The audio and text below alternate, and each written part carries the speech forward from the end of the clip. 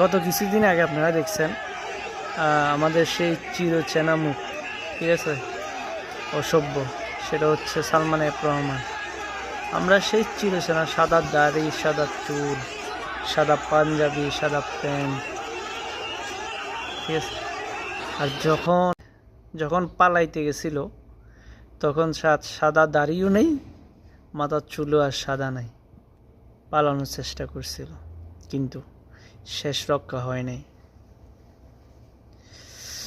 আর গতকাল রাত্রে দেখতেছি বিচারপতি, কথিত বিচারপতি মানিক,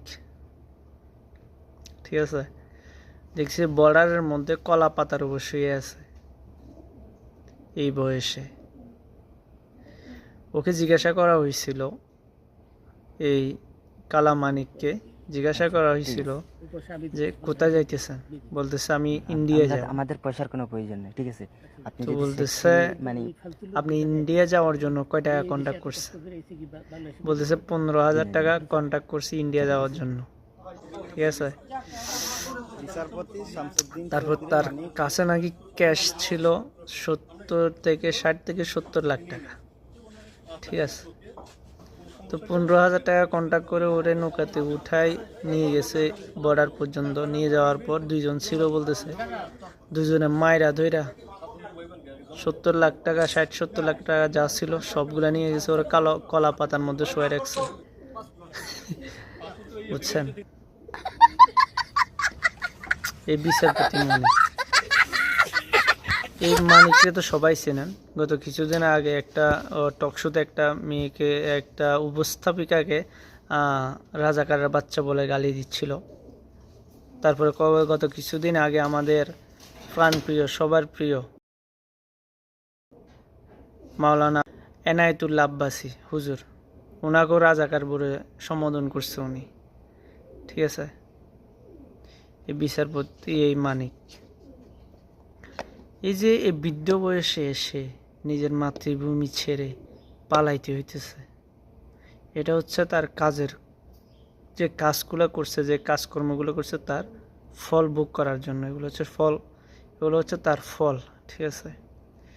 এটা এটা এটা এটা থেকে আমাদের পরবর্তী যারা ক্ষমতায় আসবে তাদের শিক্ষা নেওয়া দরকার কি, বাংলাদেশে যদি স্বৈরাচারের মতো কাজ করে তাইলে তাদেরকে এরকমভাবে পালাইতে হবে, ঠিক আছে।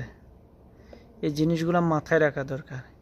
এই যে আরেকটা বিষয় হচ্ছে, মানিকের মুখে আমি কোনোদিন দাড়ি দেখিনি, ঠিক আছে। ক্লিন শেপ দেখলাম, সবসময় ক্লিন শেপ পুরা।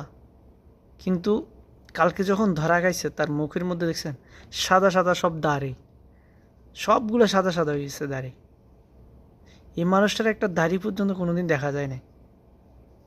এই শুধু নিজেকে বাঁচানোর জন্য দাঁড়িয়ে রাখে এরা, নিজেকে বাঁচানোর জন্য দাড়ি কামাইয়ে ফেলে এরা।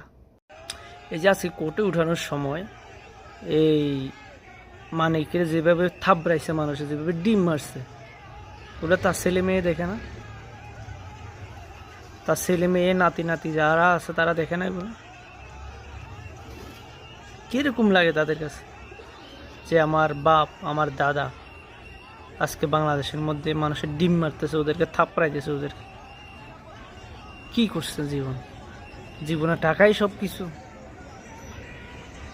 আর টাকার কথা বলতে গেলে উনি যখন বড়ার মধ্যে শুয়ে আছে কলা পাতার মধ্যে, এখানে মানুষকে বলতে শুনতেছি, আমি শুনছি যে কি বলতেছে, শুনেন আপনার একটু।